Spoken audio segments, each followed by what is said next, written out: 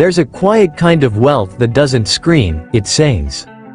And few rock legends embody that better than David Gilmour, the unmistakable sound of Pink Floyd. While others flaunted fame, Gilmour built his fortune with restraint, taste, and heart. Behind his soulful solos lies a life of art, architecture, and timeless luxury, mansions by the sea, a floating studio on the Thames, and guitars worth millions. Today, we'll step inside the 6 most fascinating pieces of David Gilmour's million-dollar world, from his legendary homes to the instruments that changed rock history. This is Rock Fame Diaries, and you're about to enter David Gilmour's world of music, wealth, and meaning. Number 6. The Hove Seaside Mansion, a $30 million view of the sea.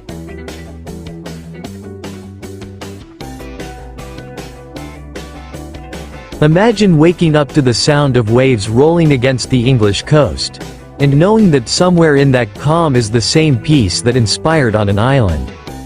That was David Gilmour's reality for years in his Hove mansion, a breathtaking property overlooking the Brighton seafront. This wasn't just a house, it was an artistic retreat. Inside, there were massive recording rooms, an in-house studio, and walls filled with original artwork from his travels and Pink Floyd's past.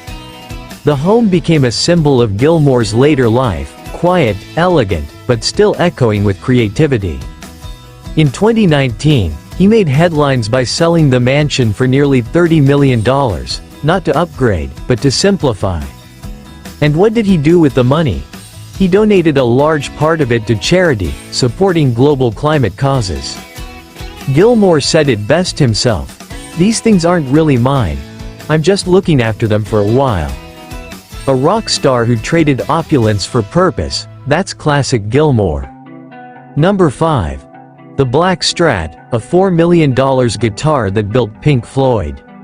If his mansion was the heart of his wealth, his Black Stratocaster was the soul of it. This guitar wasn't just an instrument, it was the brush that painted comfortably Numb, Money, and Shine On You Crazy Diamond.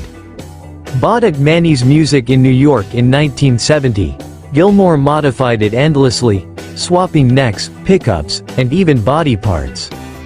Every note that changed rock history came from its strings. In 2019, at a Christie's auction, David shocked the music world when he sold his entire guitar collection, including the Black Strat, which alone fetched $3.975 million.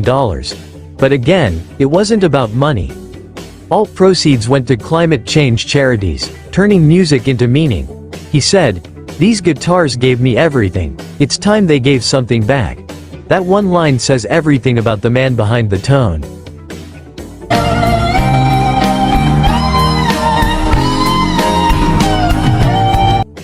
Number 4. The Astoria Floating Studio, where the river sang. Among all of Gilmour's treasures, none is more iconic than the Astoria, a 90-foot houseboat converted into a floating recording studio on the River Thames. Built in 1911, this luxury vessel was once a showboat for Edwardian elites. Gilmour bought it in the mid-80s and transformed it into one of the most beautiful studios on earth. Pink Floyd recorded parts of A Momentary Lapse of Reason and the Division Bell right there, surrounded by the water's gentle sway. From the Astoria, he could see London's fog rise as the sound of his guitar filled the river air. It wasn't just a studio, it was an extension of his soul. When people visit, they describe it as stepping inside a dream, half river, half music. And today, the Astoria remains a living monument to one of rock's most artistic minds. Number 3. The Secret Car Collection, classic, cool, and Gilmour style. While Gilmour rarely flaunted his wealth, he's long been a lover of vintage cars, not for speed, but for design. He's owned a series of Ferraris, Jaguars, and Aston Martins, often restored and maintained with the same precision he applies to his guitars. His favorite? The Ferrari 250 GT. Elegant, timeless, and beautifully British. Much like his music, Gilmour's cars weren't about showing off horsepower.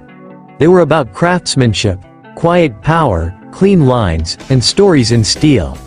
Each vehicle, like each note he played, was carefully chosen, deliberate, soulful, and enduring.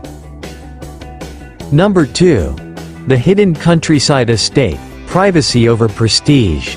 After selling his seaside mansion, Gilmour retreated to a smaller countryside home, a space defined by silence and nature. He once said he wanted less distraction, more air. Here, he spends his days surrounded by fields, his wife Polly Sampson, and the gentle rhythm of English rural life.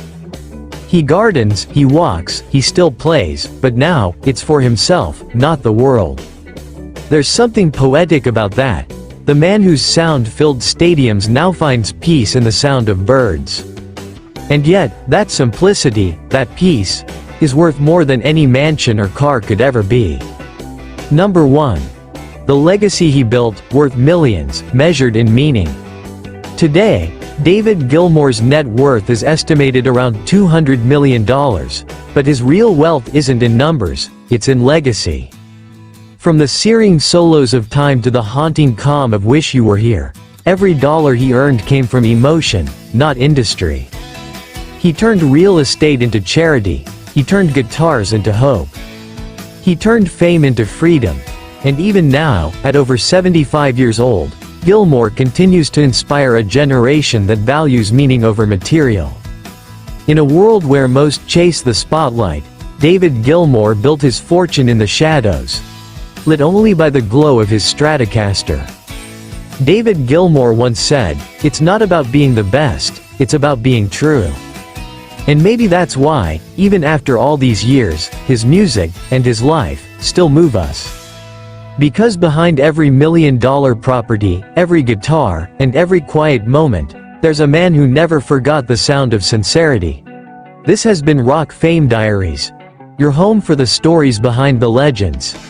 If you love discovering the lives, passions, and secrets of rock's greatest icons, don't forget to like, subscribe, and shine on, like the crazy diamonds they'll always be. God bless.